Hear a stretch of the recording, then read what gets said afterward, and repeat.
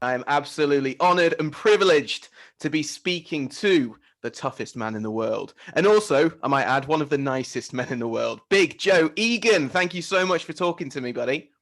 Hello, Dan. How are you? My pleasure, pal. I am That absolutely title, fantastic. Thank you. How are you? I'm really good, I'm glad to say. That title came from Mike Tyson. We were sparring one day, and there was 4 white sparring partners this particular day, which was unusual because normally there'd be some black guys, but this particular day there was 4 white sparring partners, and he knocked 3 of them out. I was number 4. I got battered from pillar to post, but he never put me down. And at the end of the sparring session, Mike Tyson said, "Joe Egan is the toughest white man on the planet." Far, far from it, Dan. I was the toughest white man in the gym that day. But what a compliment from a man like Mike Tyson. I was going to say, what a thing to have said about you by, arguably the greatest fighter or one of the greatest fighters of all time. One of the greatest fighters of all time, the youngest ever heavyweight champion of all time, 20 years of age, heavyweight champion of the world. I don't think that record's going to be passed, not in my lifetime anyway. No. But what a compliment from a man like him. Listen, if you're going to get battered, Dan, you might as well get battered by the best. Exactly. By the best. I shared the ring with Lennox Lewis as well, and it was an honor to share the ring with Lennox Lewis. I got battered by Lennox Lewis as well, but I stayed on my feet with Lennox as well, so I was able to stay on my feet with 2 of the best punchers of my era, if not the best punchers of my era, and it was an honor to share the ring with them. They achieved what every fighter dreams of achieving. Every fighter that climbs into the ring dreams about becoming a champion of the world. I dreamed the dream. I wasn't good enough to live the dream. I wasn't good enough to be champion of the world. I won 7 Irish titles. I was going to say Irish titles, Yeah, well, that was my world, and I won 7 of them, which was a great achievement. I won 2 under-19s, a junior and 4 senior Irish titles, and I boxed for my country many times. Yeah. And it was a great feeling to go out to box for your country with the national anthem being played, and to share the ring with the national champion of the country you are fighting. Because like I said, if you're going to fight the best and get beat by the best, it's no shame. No, of course. And I got beat by the best of my era, and like I said, it was an honor to share the ring with them. Yeah. But to be able to call them my friends as well, I've stayed friends with Mike Tyson. Oh bloody hell, Dan. Must be near 37, 38 years now. And he's been over to Ireland. He's been to Ireland. He's visited my mum. I was going to say, he's been for a cup of tea with your mum, hasn't he? Yes. Yeah, it was wonderful. Do you know something, Dan? He used to speak to my mum on the phone regular. And she used to go, "Oh, Mike, thank you so much for looking after my son." He was battering me week in, week out. Yeah. But she didn't know that, and she just knew that I was being minded in the Catskills. Cuss was alive, Manny and Camille, and Mike and Tom and Jay, and the Hilton brothers. I was well minded and well looked after. And like I said, the beatings that I took of Mike was only a few minutes every day. So the rest of the day, I was wrapped in cotton wool. I was looked after. I was fed in a beautiful environment up in the Catskill Mountains. There's a myth that Rip Van Winkle slept for 40 years in the Catskills. That's the myth, the fabled tale. Yeah. And it's so beautiful and tranquil and peaceful. You could understand, somebody sleeping for 40 years up there. Sure. It was fabulous. And what a place to have a training camp, to run in the most beautiful mountainous regions. And then to be minded, to be fed, to be watered, and looked after, because fighters need looking after. People think fighters are the toughest men on the planet, and they probably are, and women. They've got women fighting now, and they probably are the toughest athletes on the planet. But they still need to be minded. There's a lot of things that can sort of cause them problems in their career. And if a high pressure career. Yeah, high pressure career. If they have issues, sometimes they don't fulfill their true potential. So they've got to be wrapped in cotton wool, protected from people that aren't there for their best interests. Yeah.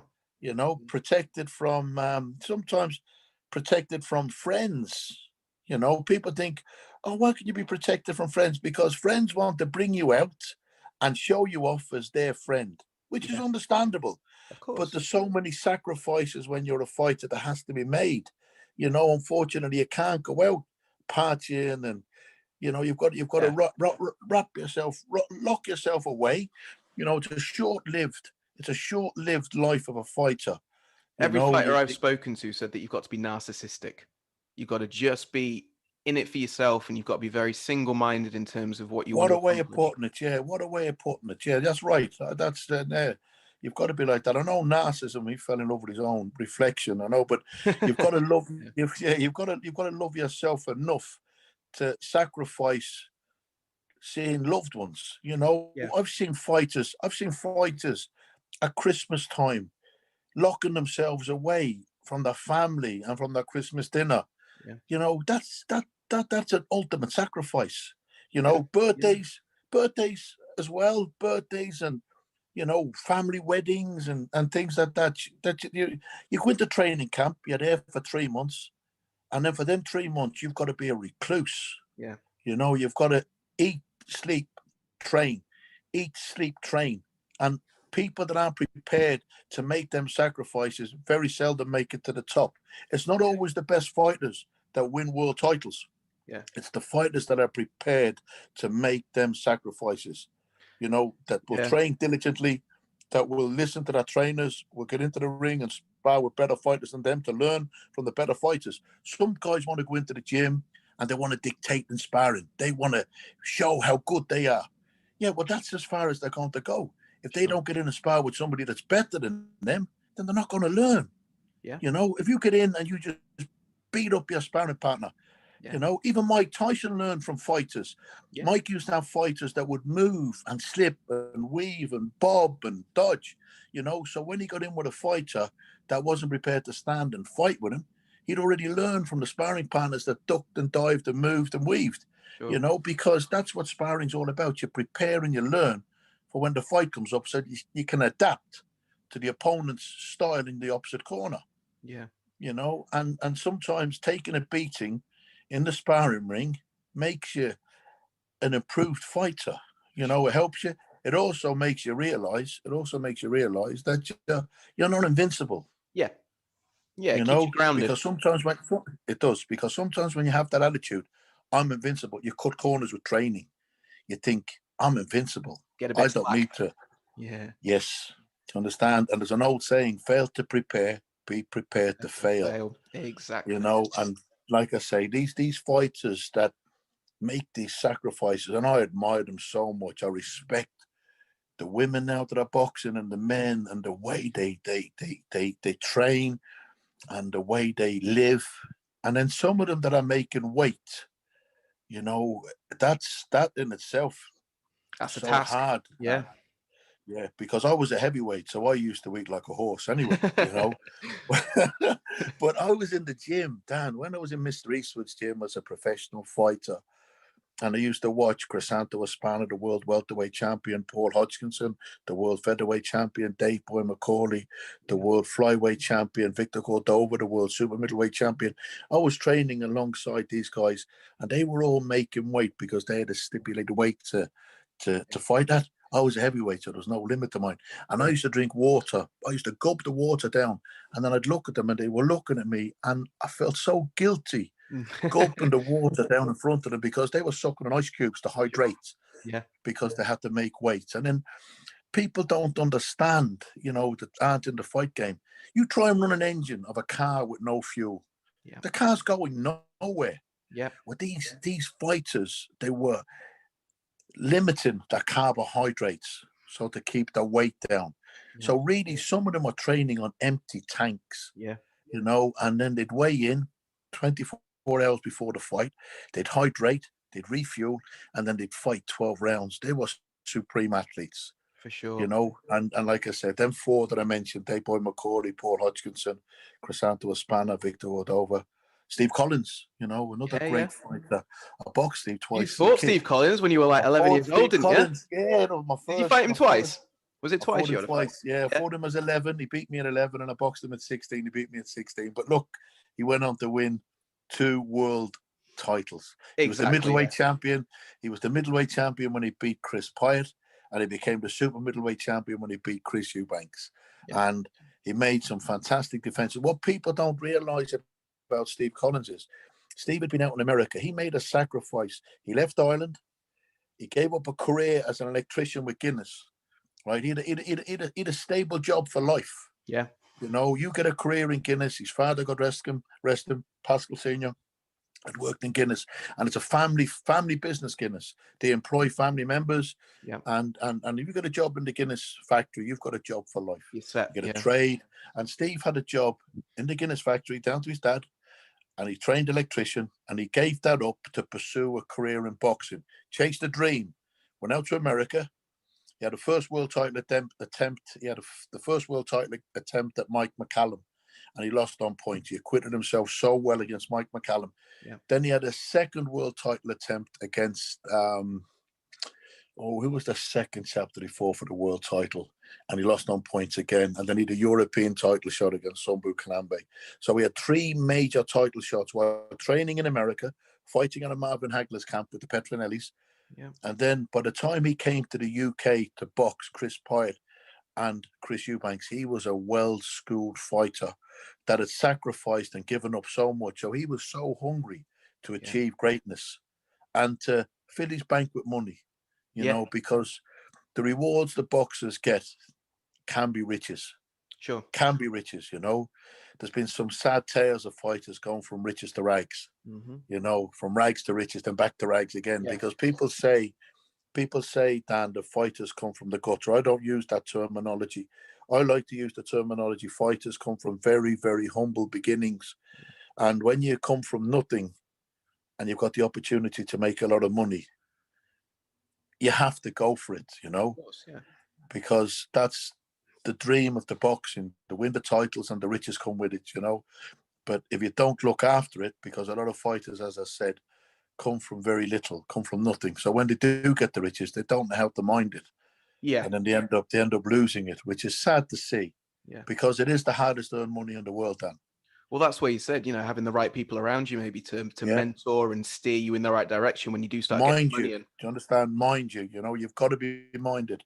You've got to be advised. You know where I'm coming from, Dan.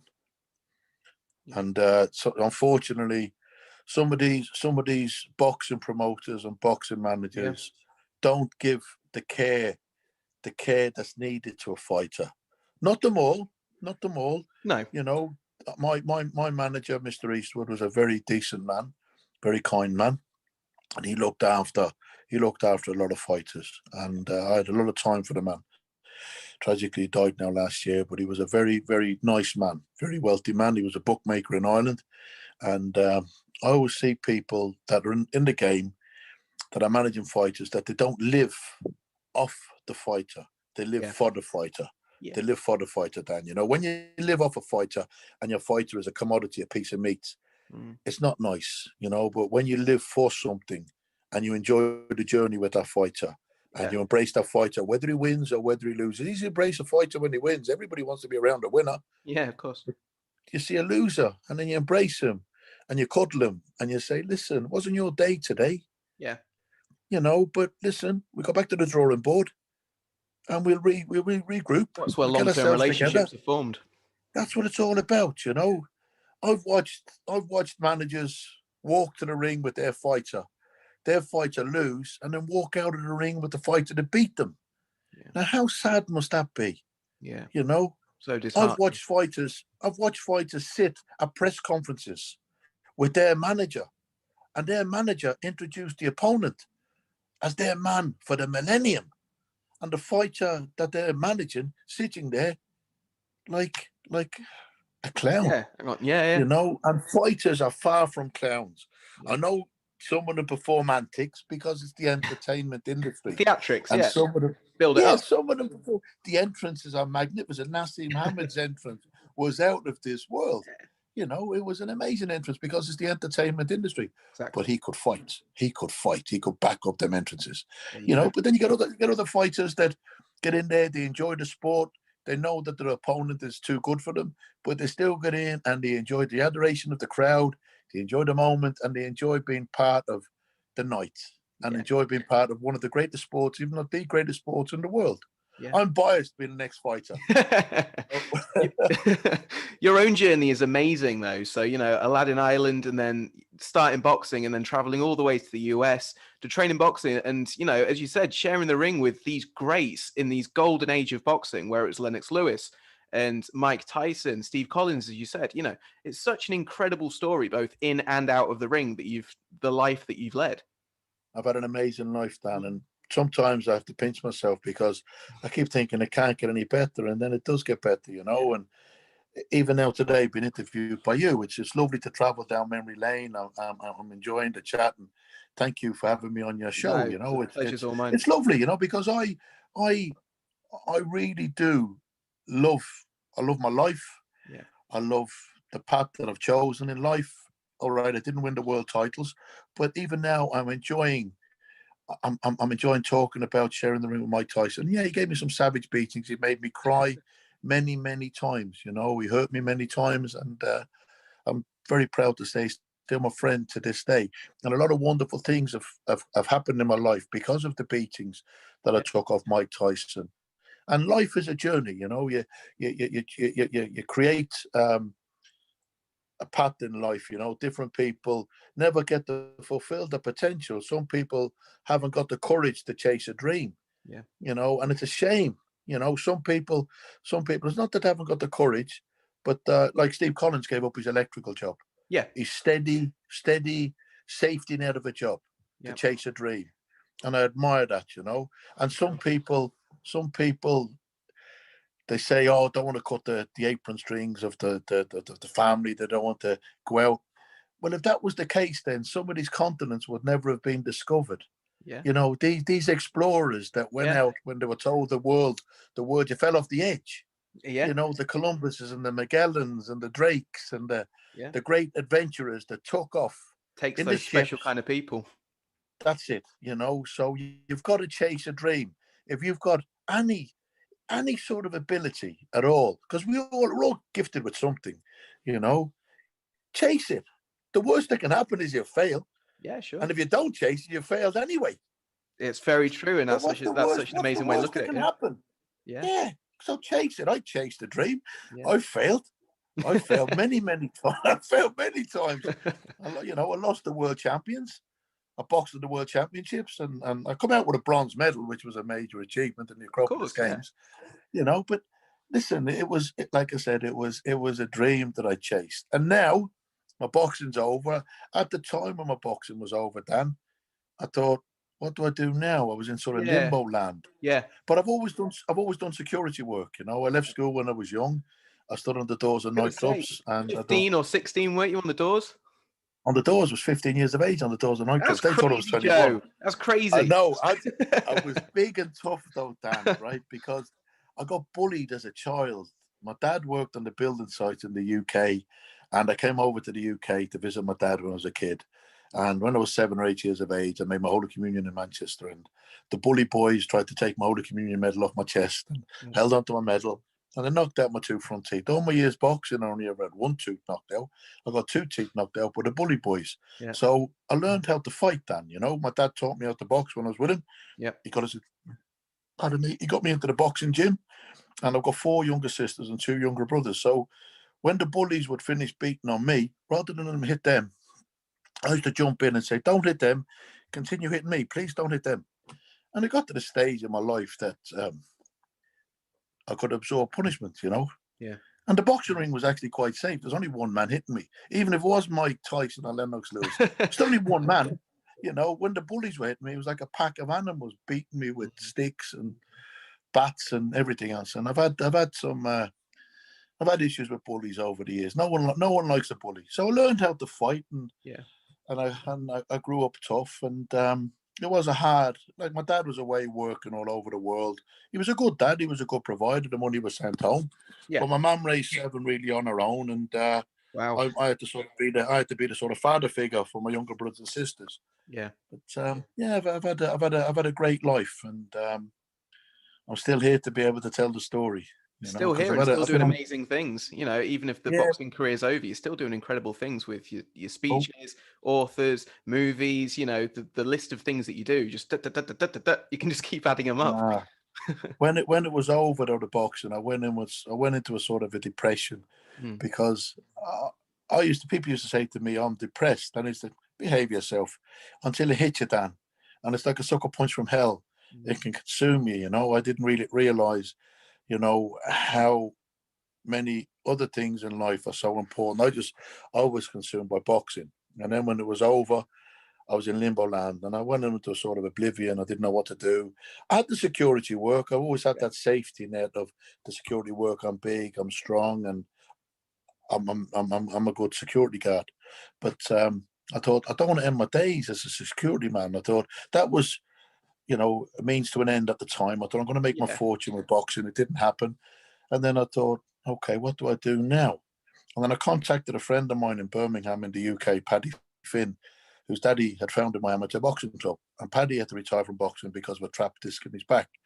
And he'd done ever so well for himself in business. He got his pub and property and stuff. And he said, Joe, come over and work for me. He said, manage my pub. And I did. I came to the UK in 95. I managed Paddy Finn's pub, the Dubliner pub in Dickburn and Birmingham. And I'd done 2 MVQ certificates and I'd done a BII certificate, British Institute of Innkeeping, because I left school down with 2 swimming certificates. That's what I left school with, So my education wasn't anything special, but I got the chance to do this. And then I managed Paddy's pub for 2 years. And I went in and got my own pub. I got the Lyndhurst in Erdington. I had that for 4.5 years and put boxing shows on. Bunny Johnson, the former British heavyweight champion, the first black British heavyweight champion. He was the British light heavyweight champion and heavyweight champion.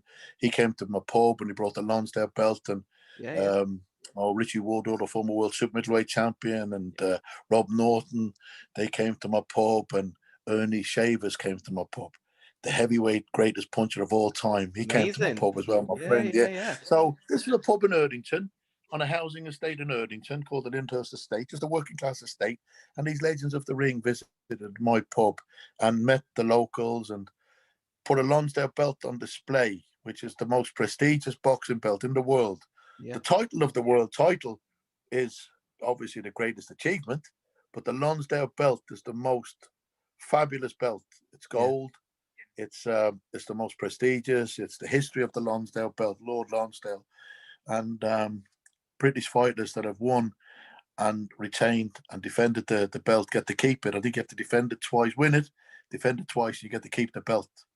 So Henry Cooper, I think, won 3 belts. He made the defenses, I think, 9 times or 8 times, and he won the belt outright 3 times. Eventually, I think he could have got it 4 times. I think he lost to Joe Bugner in a very strange sort of fight. There was people say controversial fight. Some people said Henry Cooper won it. Some people said Joe Bugner won it, but they had a fallout after the fight because Henry didn't like the decision. He fell out with the referee, and I think up close to his death, he made friends with the referee. They let bygones be bygones, and they shook hands. And that's a nice thing to do. That's what it's all about, isn't it? Every fighter that I've met has been one of the nicest people I've ever met, in fairness. And, when it's time to get in the ring, it's time to get down to business, but it's never personal. At the end of it, no, nothing personal. It's only a sport. Yeah. It's only a sport. Promoters have to sell it as a fight, so the public's imagination is captured. Because when the bell rings, it is a fight, but people have to be, like I said, they have to be mesmerized on the build-up to the fight. Yeah. To be engrossed, to be captivated. These guys are going to eyeball each other. They're going to call each other names without being vulgar. Yes. I don't like being vulgar. I don't like dragging the sport into the gutter, And you don't need to be vulgar. You can be. Muhammad Ali used to do it. He used to do it. The master marketer that was. Brilliant. The master. He said to Sonny Liston, "You're too ugly to be the heavyweight champion of the world." Now, if that isn't the ultimate insult without being vulgar, you know, and then that captivated the public's imagination. They went, "Ooh, this is the most dangerous man on the planet." And Muhammad Ali's just insulted him. Sonny Liston, the beast of a man. Muhammad Ali, this young, brash, confident, phenomenal boxer, is insulted this man. Oh, we've got to watch this. And people that weren't even boxing fans were just fans of Muhammad Ali. Oh, of course, yeah. Like you said, just his personality, his charisma. Charismatic. You've met him a few times, haven't you? 4 times, Dan. What was that like? Amazing. Yeah. I was privileged and honoured to me, to be in not just the greatest man to enter a boxing ring, but probably one of the greatest men to enter the world. Yeah. You know, he was just a very, very special human being. Boxing was privileged to have him. He could have put his hand to athletics. He could put his hand to basketball. He's an athlete, wasn't he was just supreme. Yeah. And a marketing dream, you know. And when I met him the first time, you know, I was in awe. My dad had met him before me. My dad had been in America a lot of years before me, and my dad had met him. And my dad had met him with my brother-in-law, who's a retired New York policeman now, my sister's husband, Joe Marcatelli. My sister Constance, her husband, just retired from the police. And my dad met him at, funny enough, was Steve Collins' fight. Okay. Steve Collins fought Reggie Johnson. He fought Reggie Johnson for the world title. I couldn't think of Reggie Johnson's name earlier on. But he fought Reggie Johnson for the world title. And my dad was at the fight because the Collins family are friends of ours. And even though I shared the ring with him twice, that's the great thing about the sport. You have friends in the sport that will last the test of life, the time of life, you know. I boxed Cathal Ryan in the finals of the Irish Championships. We won our way to the Irish final. He was the head doorman in the nightclub where I worked. Right. We battled the Irish final stand, then went to work on the door of the and night. then got each other's backs the night after. Coming in going, must have been a bad fight tonight. We were after boxing each other. At his wedding, and just the friendship will stand the test of time. But when my dad met Muhammad Ali, I was so envious of my dad. And he said, "Oh, God, Dad, I used to do an Ali shuffle as a tribute to the man." I idolized him. And then when I got to meet him the first time, and then got to meet him a second time and a third time, and then I went to his house in Michigan. Wow. Al Capone used to own his house. Wow. And I went through the gates of his house. GOAT, greatest of all time. Yeah. And to meet the man in his home, it was even talking about it is like I have to pinch myself. Got a huge smile on your face talking about it right now. It was a dream come true on 4 occasions. Yeah, you know, and I got to shake hands with the man and talk to the man and be in the presence of greatness on 4 occasions. I've been to the Ali Center in Louisville. Yeah. You know, I met him in Washington, D.C. I met him in New York, but to meet him in his home in Michigan, like it's just amazing. We were staying in Louisville, and we were at the Jimmy Ellis an event with Jimmy Ellis, who was Muhammad Ali's boyhood friend. We boxed, and Rahman Ali was there, George Chuvalo, Ernie Shavers, Ernie Terrell, loads of these great champions. But Muhammad couldn't attend because he'd had surgery on his arm. Right. But his brother was there, and Jimmy Ellis's brother, Jerry Ellis, said, "Look, we're going to see Muhammad tomorrow at his home. Would you like to come?" It was a 6-hour journey from Louisville to Michigan. Yeah. And I'd have walked on broken glass in my bed. Yeah. I'll meet that man in his home. I said, yeah, we were coming. It was just amazing. Absolutely amazing. I can only imagine. How did it all start for you then? Just how did it... You know, like, how do you go from boxing in clubs in Ireland to then, you know, what was the progression like for you to then move it? Was it 17 when? Yeah, I went out to America. I boxed a big Marine sergeant. He was a 28-year-old man. I was 17. Yeah. William Dawson, and he was too big and strong. He was a mature man. I hadn't got that man's strength, even though I was big and I was game. I've always game. And every fighter that climbs into the ring has courage. You know, you're born with courage. You can improve on skills. If you haven't got courage, boxing isn't for you. You know, you play football, you play golf, you play basketball, you play darts, you play snooker, but you don't play boxing. You know, boxing isn't a game. It's a sport. It's a physical contact sport. Like all physical contact sports, they can be very dangerous. You know, if they're done right, if the rules are adhered to and the medicals are all adhered to, it can be safe, but it's still a dangerous sport. It's a contact sport. Anyway, I went out to America. I was 17, and I got battered by William Dawson. But I gave a good account of myself as a boy against a man. You know, it was too much. Anyway, Floyd Patterson was in attendance, and Paul Fitzgerald, the featherweight, he won. He was very impressive in winning. The featherweight from Arklow, he beat a good American, and Floyd Patterson gave him the opportunity to stay on in America, and he gave me the opportunity to stay on in America. He said, "You've got a lot of courage." He said, "You haven't got the greatest of skills." He said, but we can improve on your skills. We can improve on your courage. You either got it or you haven't got it. And you've got an abundance of courage.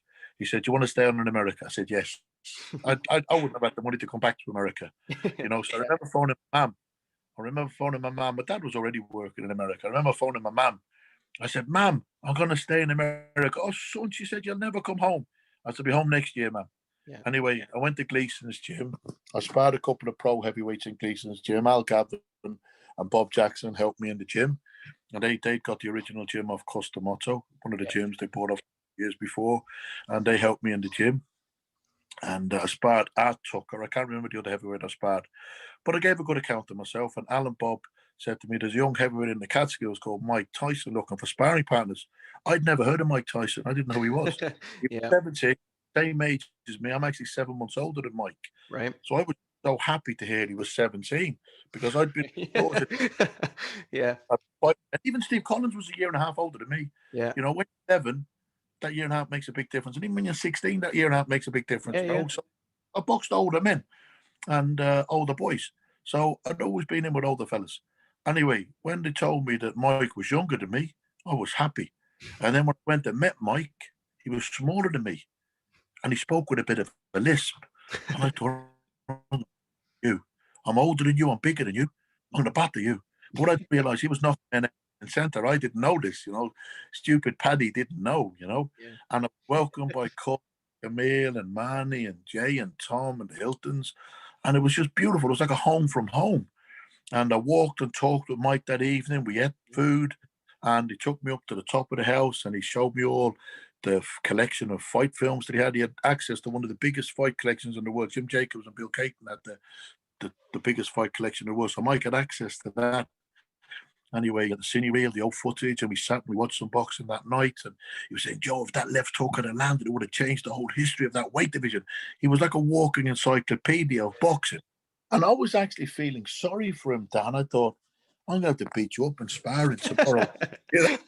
You poor guy, poor Mike. Hang on, I'm losing you, Dan. I'm losing you, pal. You've gone. You're back, you're on. You're back. No, you're gone again. You're on.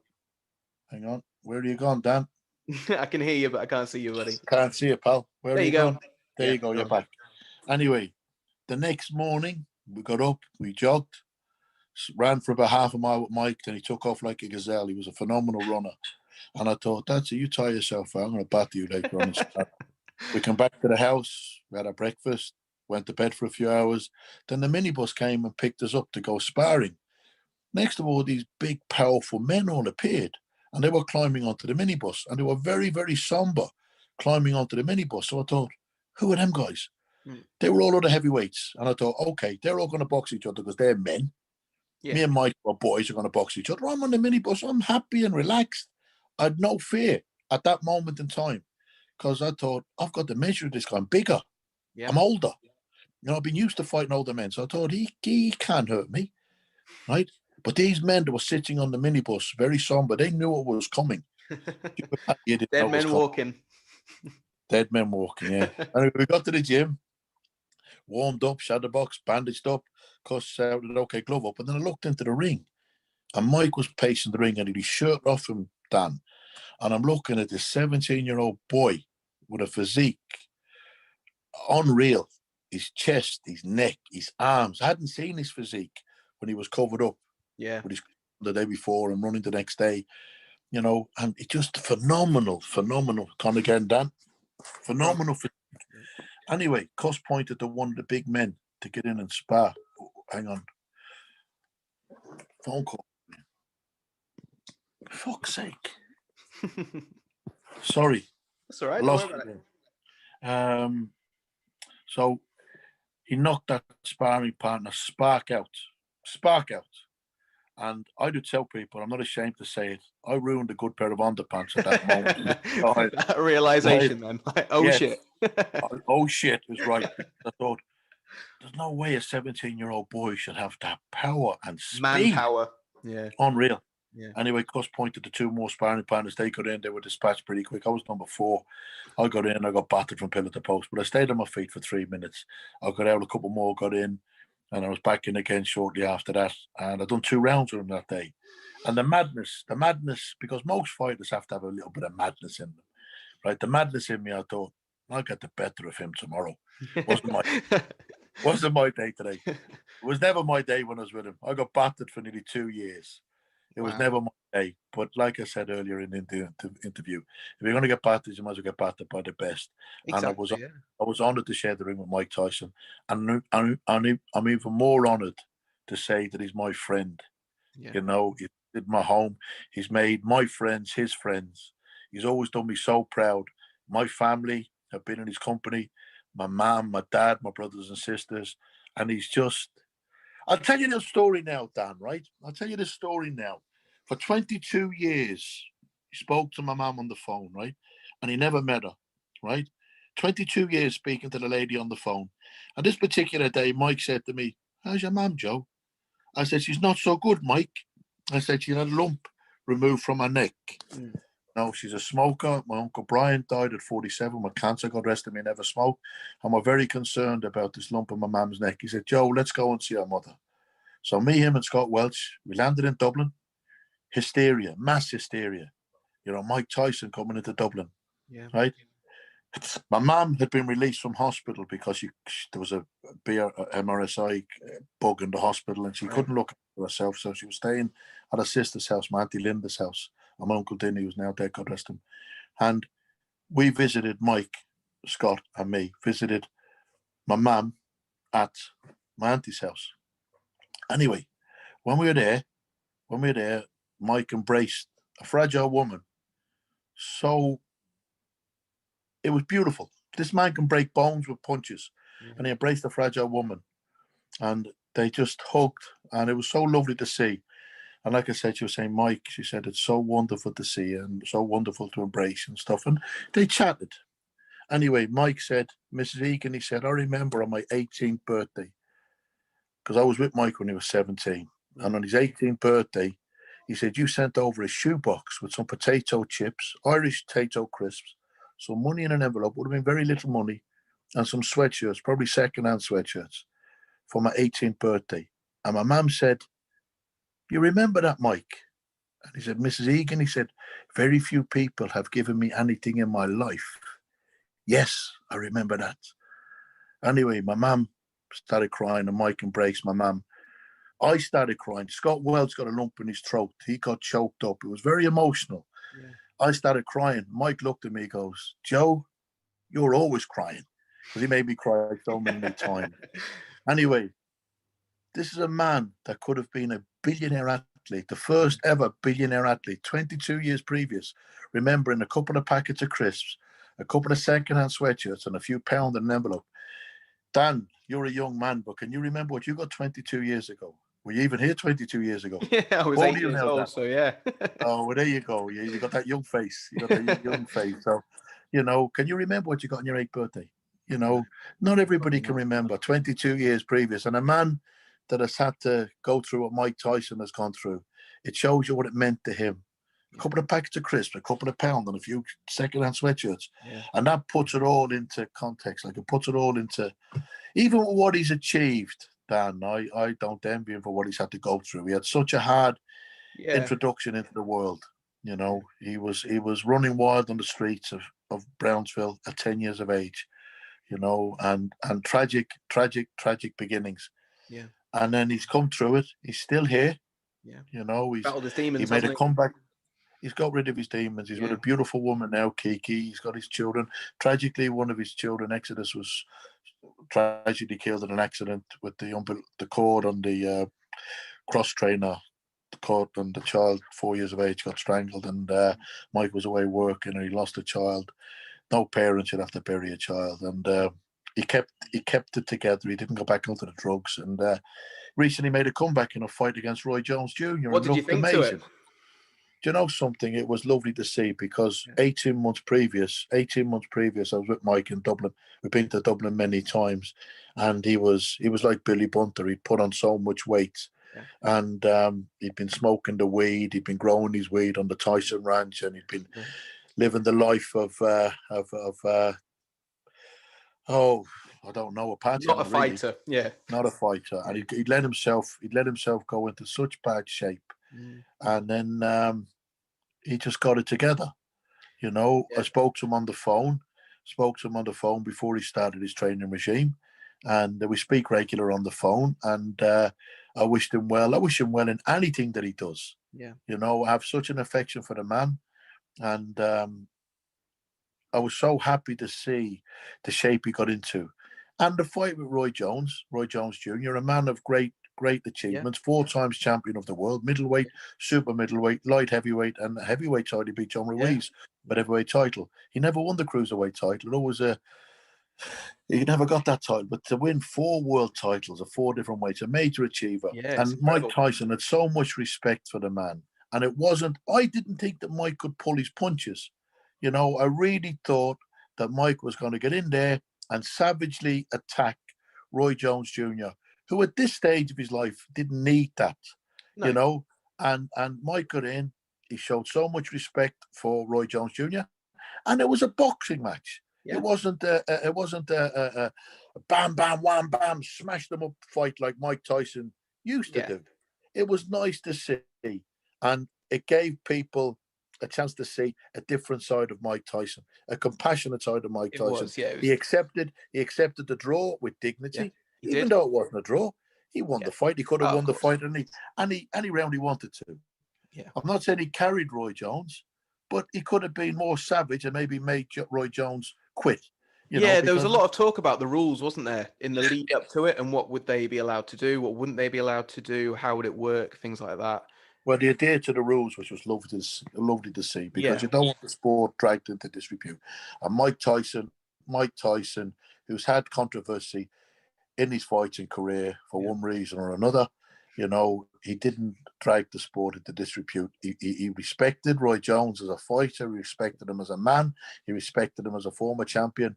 And he's mellowed with age. Mike Tyson has mellowed with age. I still wouldn't want to be on the end of one of his punches, you know. Now, you know, because people said to me, would you get back in? No, I wouldn't get back in. Even his training sessions that he put online in the run-up to the fight, it was looking incredible for a man of his age.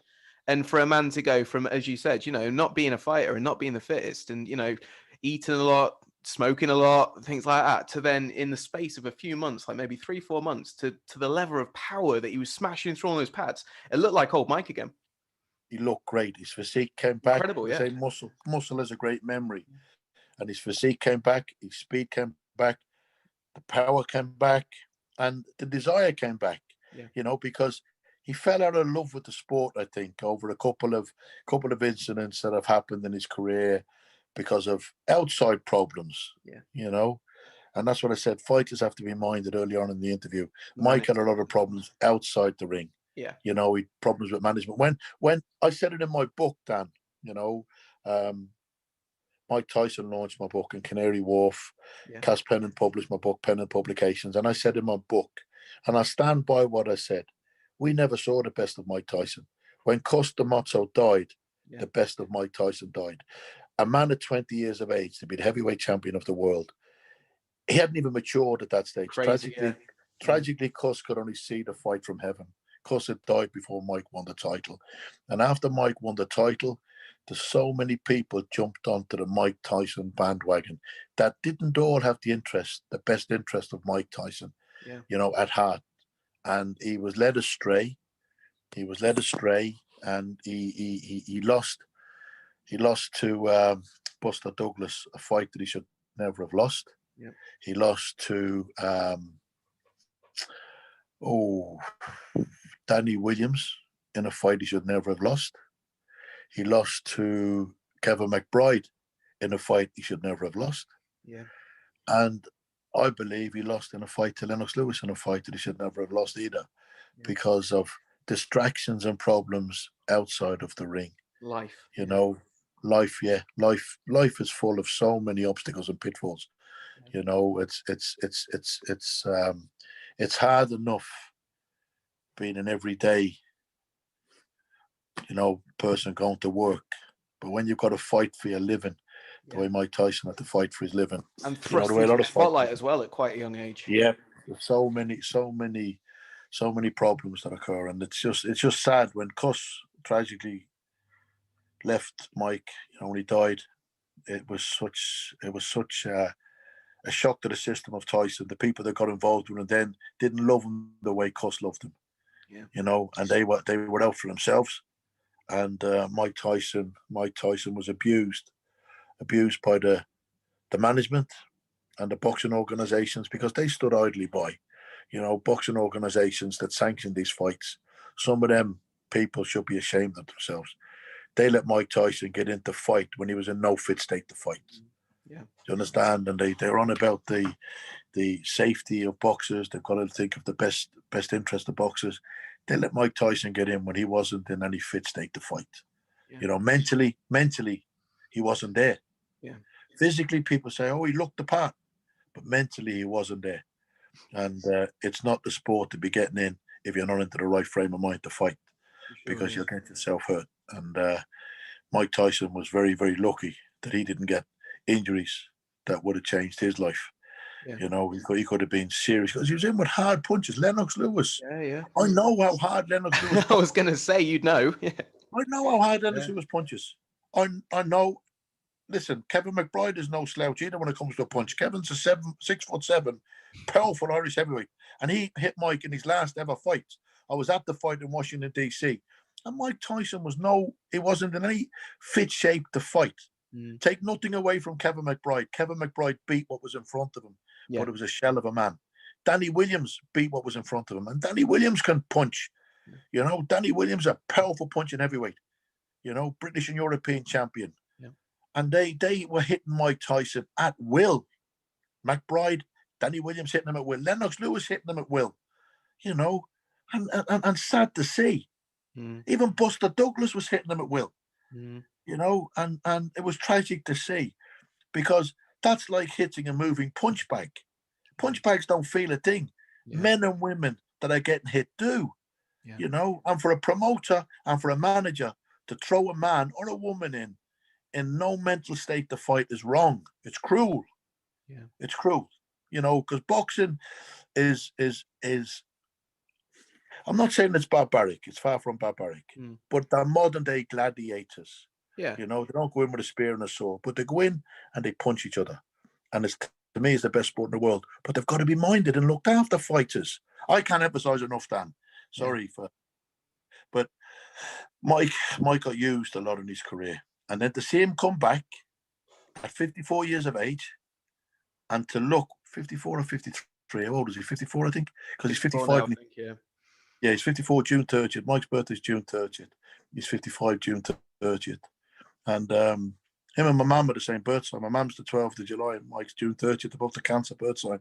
Nice, and they just to exchange stories. But anyway, Mike to come back and to look so well physically, to speak so well mentally, to be able to give Roy Jones Jr. the compliments and the credit that the man deserved, being articulate, you know, being able to, because a lot of fighters at the end of their careers, that some of them have suffered too many punches to the head. Yeah.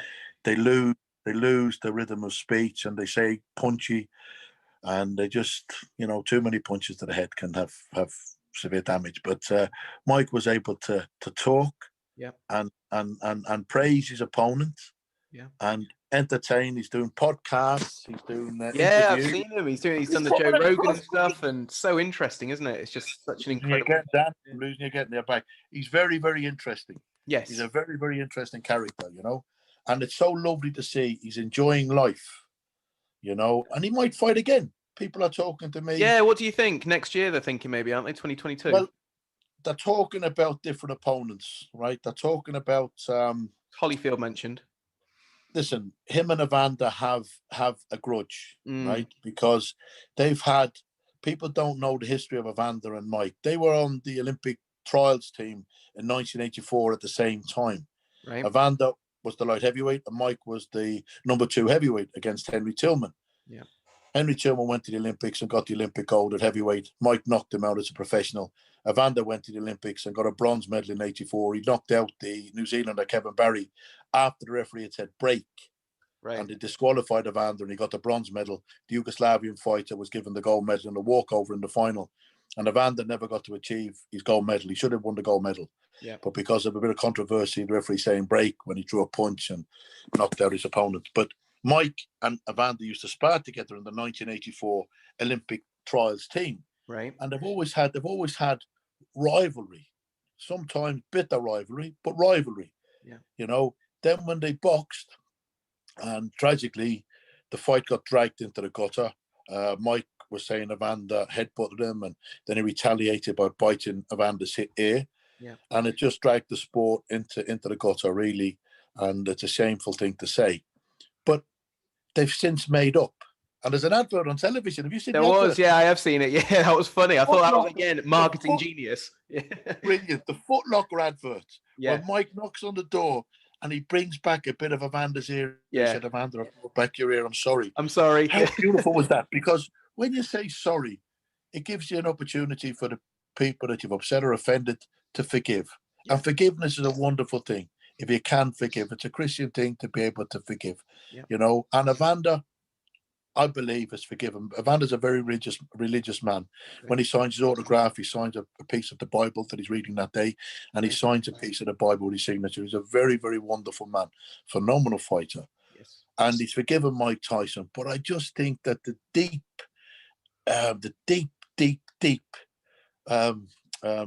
competitive spirit of both men from 1984, they've been rivals since, even though they weren't going to bubble up again. Yes. Yeah. And I think when they fight, there'll be no kid gloves. It won't be like Roy Jones. I think that it'll be a venomous fight. I think that they're two proud warriors that won't pull the punches. And I just think Evander's 58, Mike could be 55 when they fight. I wouldn't want to see either of them getting hurt. And I don't think that they should fight personally. I think they've had their history, they've had their fights. Evander has been one of the greatest fighters, like Mike, of his era.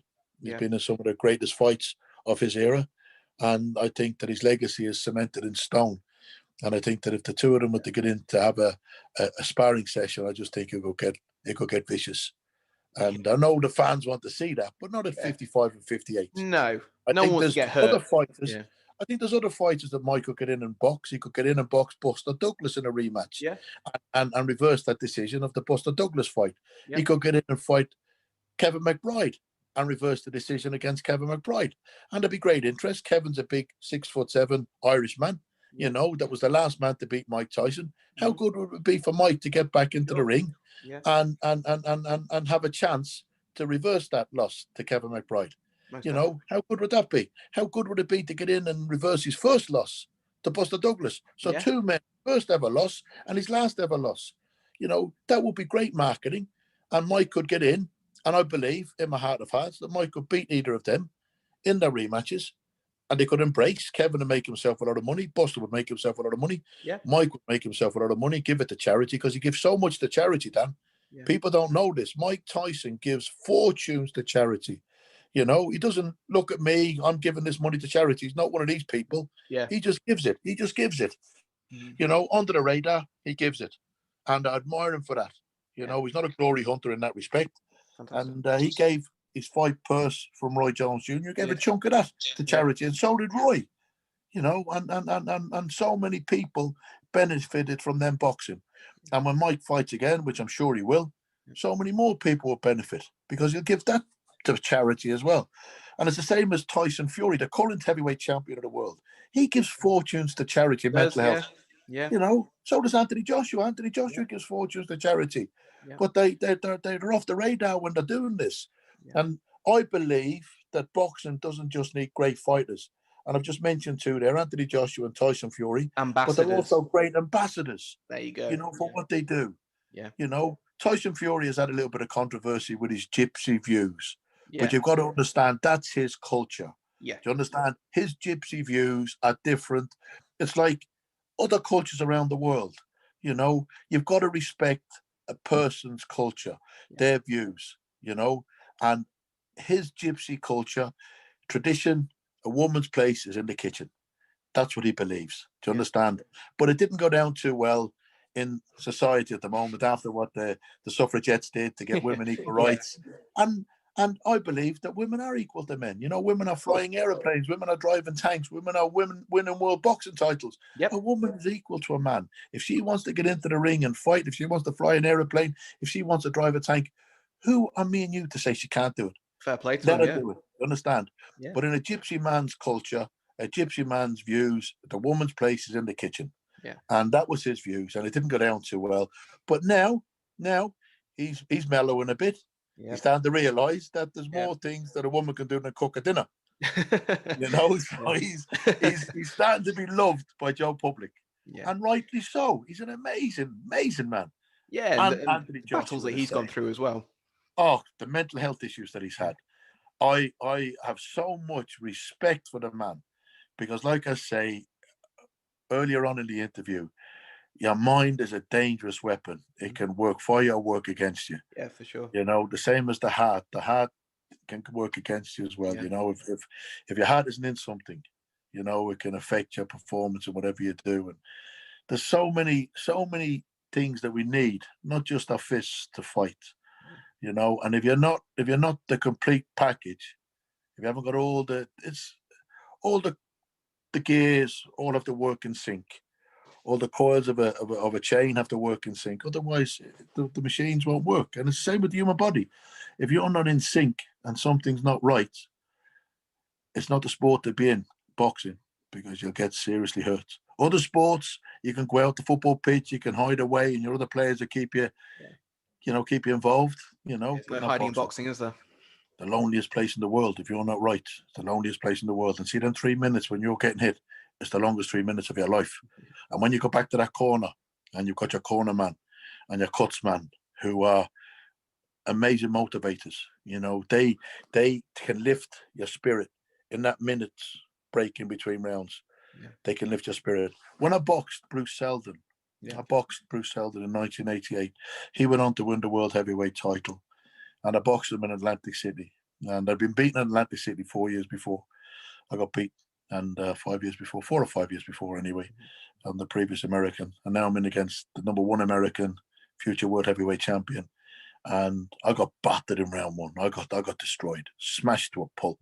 Yeah. And I come back to my corner, and my two cornermen, Mickey Hawkins and Jerry Hanna, they said, "We're going to retire, you understood." It wasn't the words I wanted to hear.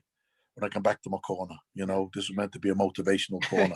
Yeah. You know, we're going to retire you. We're going to retire you. We're going to throw the towel in. And I went, "No, you can't do that. I can take this punishment. I've took this punishment off Mike Tyson, and I've took this punishment off Lennox Lewis. Yeah. I can take this punishment." And they let me come out for round two. Against the heads. The heads were thinking, don't let him out. They let the heart rule the head. Yeah. They knew I wanted to fight. They knew I had one more round in me. Yeah. And Bruce Seldon walked to the centre of the ring, and he couldn't understand how I was coming out for round two. Yeah. I was just being battered in round one. I couldn't get near him in round one. He was too graceful, too fast. The bell went for round two, and he stood still down for that split second, and I landed a body punch on him. And I could hear the wind coming out of his sails. It sickened him. But it was the first punch that I was able to land on him. And thank God it was a good one. And it slowed him down. The body punch slowed him down. And I went on to win the best fight of my career. Yeah. I beat the great Bruce Seldon, and went on to win the world heavyweight title. Yeah. And I still talk about it. People say, he never shuts up about it. I'll talk about it till the last breath leaves my body. Rightly so, yeah.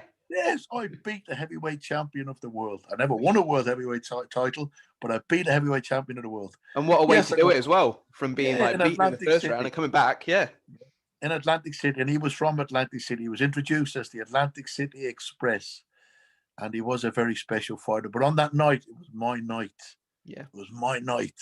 And yeah, I'll talk about it till the last breath leaves my body. Rightly so. About it. And I'll talk about my times in the ring with Mike Tyson.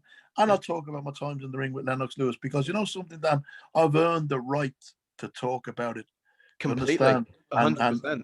And yes, people say, "Joe, you never shut up about it." I get used to listening to it because I'm never going to shut up about it. I don't blame you at all, mate. No, Dan. I listen. I'll dine on them three for the rest of my life. Mike Tyson, Lennox Lewis, and Bruce Seldon, and get Steve Collins in on a mention as well. Yep. You know, why not? What was Lennox Lewis like then?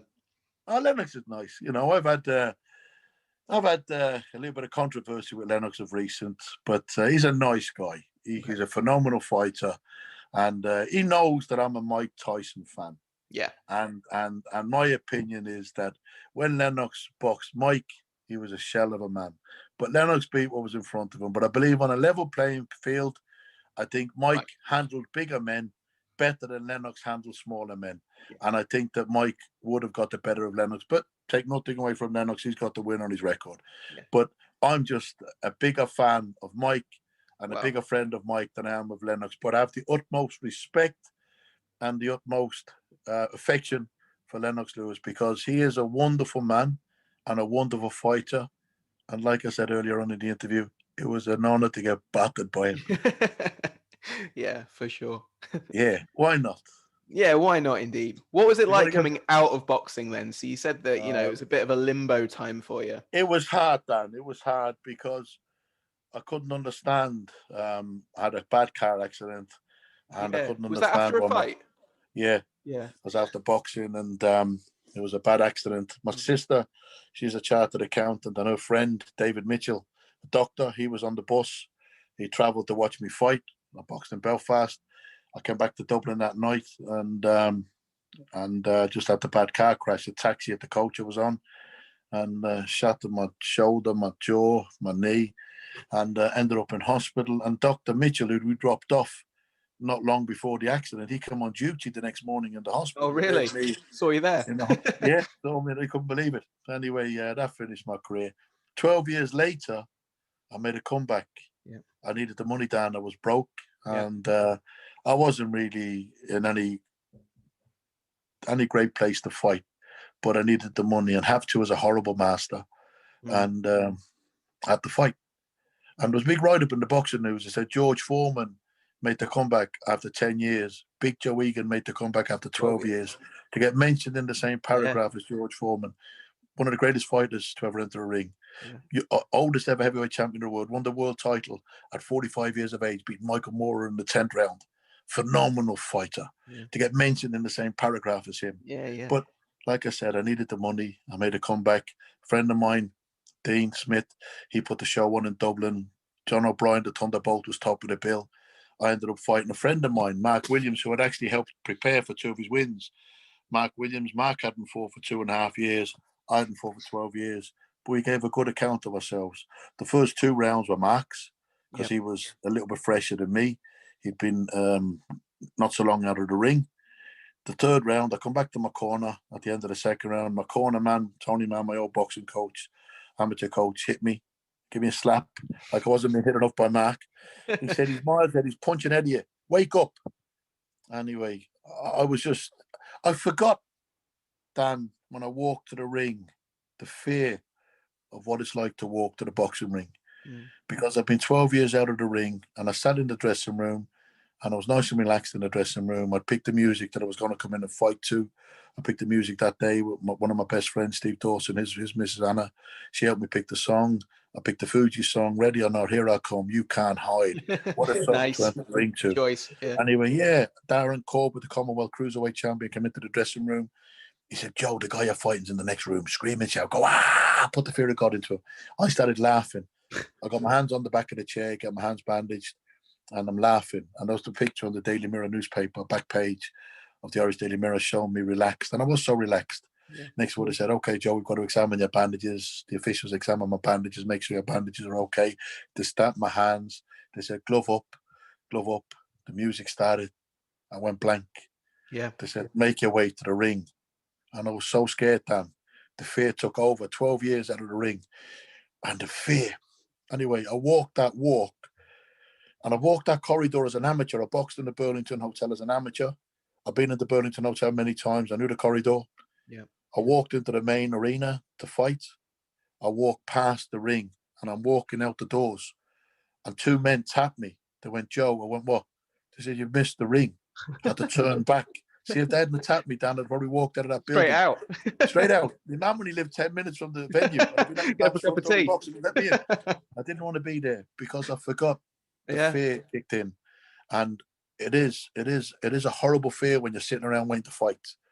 I remember my first professional fight, Dan, and I was at the weigh-in and I'm looking around the room and there's 4 or 5 big guys with tattoos and mustaches and beards and stuff, and they're macho-looking men. And I thought, oh, geez, I hope I'm not fighting him. Anyway, they called me in to see the doctor. My heart was racing. the doctor said to me, "You're nervous, Joe." Stevie Wonder could see I was nervous. I was terrified. I went, "Yeah, I'm nervous. I'm nervous, doctor." He said, "Well, I've just examined your opponent and he's twice as nervous." I thought, happy days, happy days. It's all good then. Anyway, I got in and down in that fight. And for the first 2 rounds, I got beat up. Come back to my corner. Tony Mann gave me a slap. He said, "Wake up." I went out for round 3. I won round 3.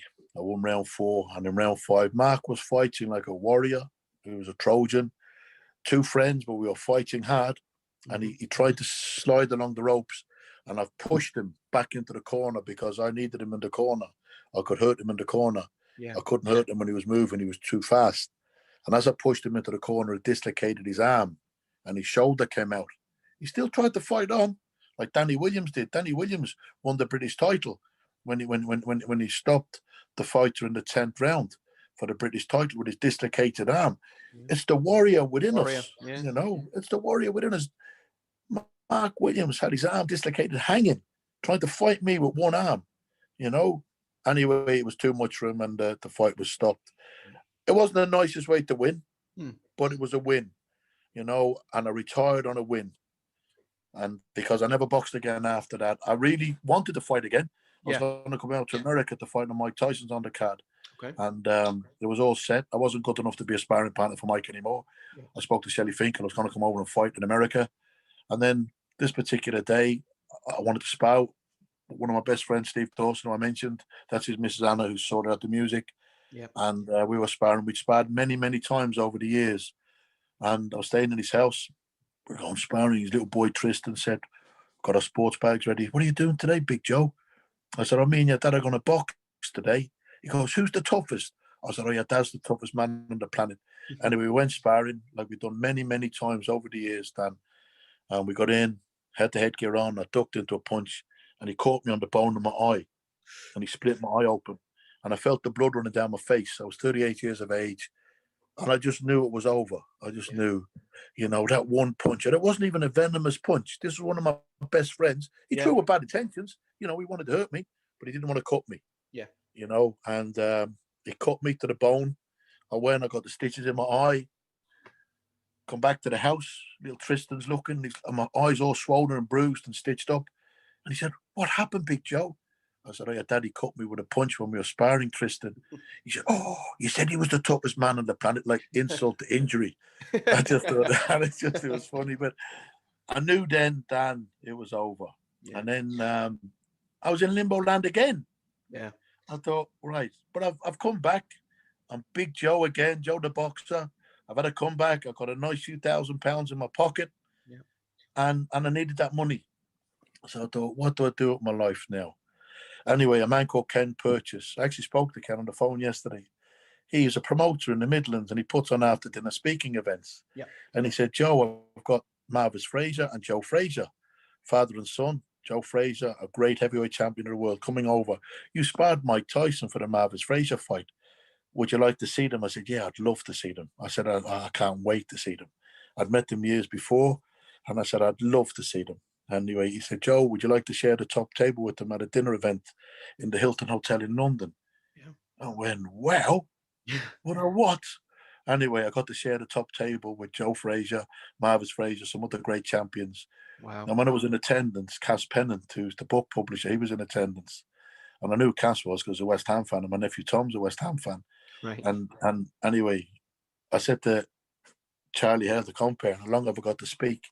He said, 5 minutes, Joe. There's a lot of champions to speak. Yeah. I said, "Oh, give me 10 minutes. Please give me 10 minutes, right?" 1,500 people in the Hilton Hotel in London.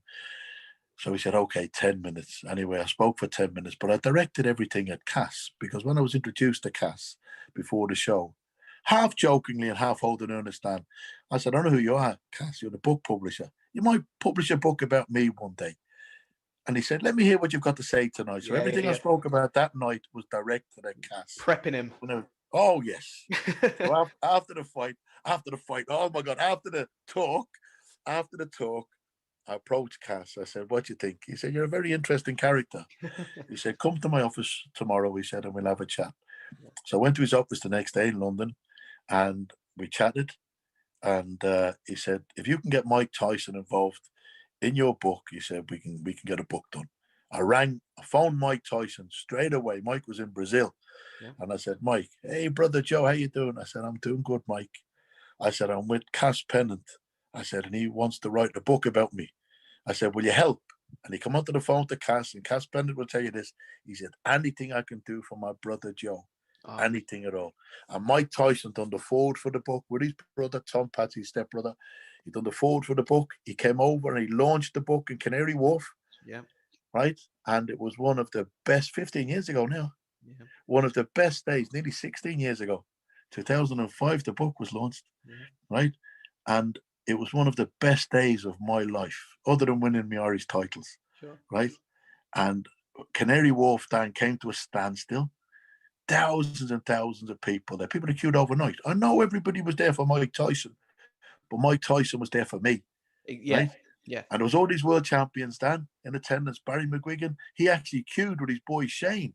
Barry McGuigan queued with Shane. There was Paul Silky Jones, Alan Minter, tragically, who's recently passed away, God rest him.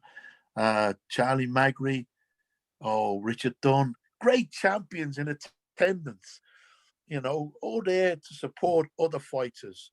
And it was, like I said, it was a very special day. And since then, Cass, he gave me a part in his movie, Cass. And I got to play the landlord of the Britannia pub in Cass. And when I was on the film set, I met Tamer Hassan, the actor. And Tamer said, Joe, you've got a great presence on screen. He said, would you not fancy an acting career? I thought, well, I've acted my way through a boxing career. I'll give it a go, Yeah, why not? I said, yeah, I'd love to do that. He said, well, my agent could do something with you. I said, great. So he introduced me to his agent, Camilla Story, nice lady. And she sent me along for a casting for Sherlock Holmes, the first Sherlock Holmes film. Guy Ritchie and Robert Downey Jr. Yeah, Jude Law, Eddie Marson, Rachel McAdams. Rachel, who's recently since got the Academy Award for Southpaw. And I worked with Rachel. I got the casting. I went for the part of McMurdo. So I've gone in. They said, Joe, look into the camera lens, give an intimidating stare, say the line. So I've done that. They went, wow, you've got an amazing intimidating stare. I said, I've got to look into the eyes of Mike Tyson and Leonard Lewis. This is nothing. Them. To intimidate a couple of casting agents, no problem. Anyway, I got the part. I went along to Claridge's to the read-through. My friend Richard Grimes, he brought me down from Birmingham. And Richard shouldn't have even been there. We're in Claridge's in the big function room, big oval table. I'm sitting, my nameplate, Dan, next to Jude Law, Robert Downey Jr., Eddie Marson, Rachel McAdams, sitting opposite Joel Silver, the CEO of Warner Brothers, Guy Ritchie. And Guy said, Joe, I've been trying to get you in one of my films for a long time. I said, you're joking. I'm Robert Downey Jr. leaning. This is Iron Man. And he goes, Joe, you come with a fearsome reputation. I couldn't believe these people even knew me. Anyway, but they knew me through Mike Tyson. I travelled in the minibus to do the practice fight, and Guy said, how are things, Joe? I said, things are okay, Guy, I'm making ends meet. He said, has your agent told you much you're getting for the fight scene? I said, Guy, I never even asked. I'm just so honoured to be in your film. When he told me, Dan, it was more than I got in any of my professional fights. I was deadly serious. I said, oh, yeah. I was deadly serious. I said, Guy, for that money, I said, Robert Downey Jr. can really hit me. You can kick me as well if you want to. Do what you want. Yeah, batter me. I don't care. For that money, I've done a few weeks in hospital for that money, Dan. So he said, Joe, I don't want you being beaten up. I said, Guy, I've been beaten up for a lot less. No problem, Joe. He said, you're not getting beaten up in this film.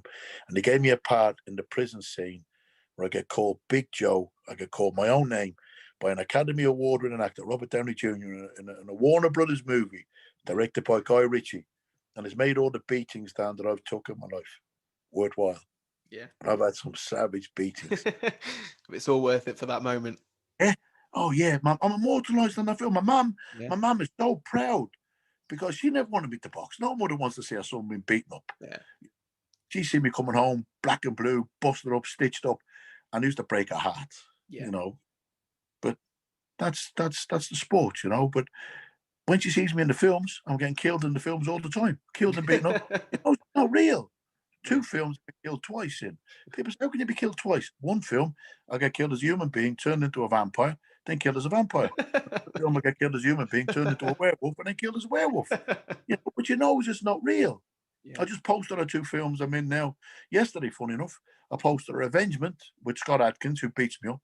And in the scene, good film, Avengement, him and Craig Fairbrass. And then I just posted another film called Vengeance Retaliation with Vinnie Jones and Cool. Stu Bennett. I get killed in that film, you know, but I don't mind. It's only in the movies, and my mum loves it.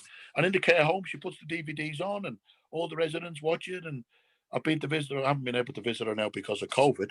Yeah. But, you know, please God, now it's the worst of it's over, and it's coming to an end now. Please God, please God. I'm sorry for the people that have died and lost loved ones. You know, it's been such a sad year and a bit, and please God, there's light at the end of the tunnel now. These vaccines are going to make a massive difference, you know. Yeah, I think so. And the world can get back to some normality. For sure. It's anyway. Well, don't talk sadness. Won't talk sadness. God Yeah, rest what's the plans for you then when the world does get back to normality? Do you want to focus more on the acting, the after dinner speeches, all of it? All of it. I love the after dinner speaking events because I get to share the stage with former champions and to get applauded alongside men and women that have won world titles that I dreamed of winning, to get applauded alongside them and be introduced alongside them and to be able to tell my story alongside them. It's such a beautiful feeling. You know, I've shared the stage recently with Anthony Joshua, Tyson Fury, the two current heavyweight champions. I've shared the stage with the past legends. You know, even Leon Spinks, who tragically died there a few weeks ago. I shared the stage with Leon. You know, and it's just a great honor. It's just a great honor. And the film sets, it's such a great fun. Yeah. You know, the top stages of the after dinner speaking events are fun, you know, but the film sets are a lot more fun because there's different type of fun. You know, the dinner events, you have to be, you know, at your best behavior, and you know, people want to listen to you speak, so you've got to have a sort of a code of conduct. But on the film sets, in the gun battles and the punch ups, it's wild, you know, and it's great. West. Wild, yeah. I haven't done a western yet. I'd love to do a western. I'd love to do. Oh, that's my favorite genre of films, cowboys. Yeah, I'd love to do a western. With the size of me, I don't think they've got a horse to carry me. I'd be the only cowboy riding an elephant in the West. You know? No, just with the Bollywood then. I've done films with actors that have done cowboy films. Yeah. I got the great feeling, wonderful feeling. I worked with Robert Vaughn. He's tragically not with us any longer. He was the last surviving member of the original Magnificent Seven. Yeah. And I got to work with him in a movie called The Magnificent 11. It was a comedy remake of the cowboy film, but it was 11 football players. Irwin Welsh wrote the film. We wrote Trainspotting. Yeah. And it was 11 football players making the stance against the criminals, and I was the Robert Vaughn's henchman who was playing the criminal, and he was wearing his big Stetson, and it was an Indian restaurant that we were bullying, so it was like the Cowboys versus the Indians. It was Sean Pertwee was in it, Paul Barber, Denzel of Only Fools and Horses, Danny Midwinter. Oh, some great stars in it, you know, and it was a great fun to work on that film. And I had a big punch up. Sean Pertwee, who's in Gotham, he's done some great stuff. Sean, he attacks me with 3 or 4 other guys, and they jump on me. It was just great fun, you know. It's like a playground. Some of these film sets are like playgrounds, Dan, you know. And I've had gun battles, punch ups. Oh God, you name it, I've done it. But like I said, I haven't done a cowboy film yet. But I've worked with actors that have done cowboy films and done some of the greatest cowboy films of all time. And please God, I get to do a cowboy movie soon. But I've got a couple of films lined up. Okay. Done an audition there recently, last year. Over the same as what we're doing now. We've done an audition over the phone. Yep. And it's a movie called Cabby. It's an 18 million euro robbery film. It's like an action-packed film. There's the big American star from Sons of Anarchy, Kim Coates. Charlie Hunnam. No, not Charlie. Kim Coates. Oh yeah. He plays Tiggy. He plays Tiggy in Sons of Anarchy. He plays Lex. He's an ex-American Special Forces that comes to the UK, disillusioned with America, runs a nightclub in the UK, and I play one of the security guards in the venue. And then Malcolm McDowell plays Mr. Angel. It's a phenomenal script. And Catherine, the German director, I'm sure will do an amazing job. And that's hopefully going into production now, April, May this year. I can't wait. Yeah, I've done the audition. I got the part. The script is one of, if not the best scripts I've read. And I've read a lot of scripts. It's phenomenal. And if it can come across on screen as good as it does on paper, it's Yeah. going to be a fantastic movie. But I think with Wait. Malcolm McDowell and Kim Coates involved, Yeah. and Catherine, the German It's director, going to be it's good. bound to be a surefire hit, you know. Yeah. And then I've got a couple of other movies that I'm hoping to do as well. There's my agents, you know, negotiating deals at the moment. So fingers crossed. But the parts are getting bigger, Dan, with experience. You know, I get to play the tough guy. Yeah. You know, I've had to live the life of a tough guy. I've had to walk that walk into the boxing ring, standing on doors, being a bodyguard. You know, so I've had to live that life. So to portray a tough guy on screen is quite easy. You know, it's not that I'm any great actor, you know, but to play a tough guy on screen is quite easy, you know. And even though I get beaten up and killed most of the films, you know, I still get to be a tough guy for a short length of time in the film. But the parts are getting bigger with experience. I don't think they're ever going to give me a love scene, Dan. You know, I don't think I've got the. You're not going to be the Irish Hugh Grant. No, I don't think that part's ever going to come my way. You know, but Never say never, mate. I'm enjoying. People say you're getting stereotyped. I don't care. Yeah. I don't care. Like I said, I'm not any great actor, but to play the tough guy, it's all about believability, and I think I played the tough guy very, very well. Because, like I said, I've had to walk that You are the walk. tough guy, mate. So yeah. You know, I've had to walk that walk, and I think I'm entitled to do it on screen. I've earned the right. I've earned the right to play the tough guy. You know, it's not something that has come easy. It's gone very, very hard, Dan. You know, it's gone very, very hard. The beatings that I've took from a boy and as a man, you know, haven't been easy. You know, they've been endured, but they haven't been easy. You know, but led you to I've this had point. plenty of stints in hospital. You know, and questioned, what am I doing this for? But then as soon as you get better, you want to do it again. You know. And it's just the love of the sport, you know. And like I said, the fun that I had when I was on the doors of the nightclubs, you know, I worked with some great guys over the years on the doors of the nightclubs. I had a lot of fun, and doing the bodyguard work, I've had a lot of fun. You know, I've had a wonderful life, Dan. And please God, like I say, I'm here for a long time to come, because every day gets better. You know. I'm sure you will be. Yeah. You know. Joe, you're an absolute superstar. Thank you so much for talking to me. Oh, Dan, it's an absolute pleasure. Absolute pleasure, pal. Thank you. I've got to give Titch a shout out as well for organising this interview. Oh, yes. Fair play to him. Fair play to him. We've been a good friend over the years. He's been a good friend over the years. When he was with Speedy Hire, I was introduced to him a number of years ago. One of my very, very close friends, Mike Higgins, he was Titch's good friend as well. Tragically, he's not with us any longer. He took an epileptic fit and tragically went too young. And heaven gained what we lost, you know. But Mike Higgins, God rest him. But Titch, thank you very much for the introduction to Dan.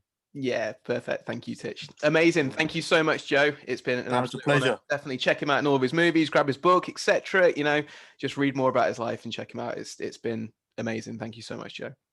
Thanks very much, Dan. All the very best, pal. You Bye, too. mate. Stay safe and healthy.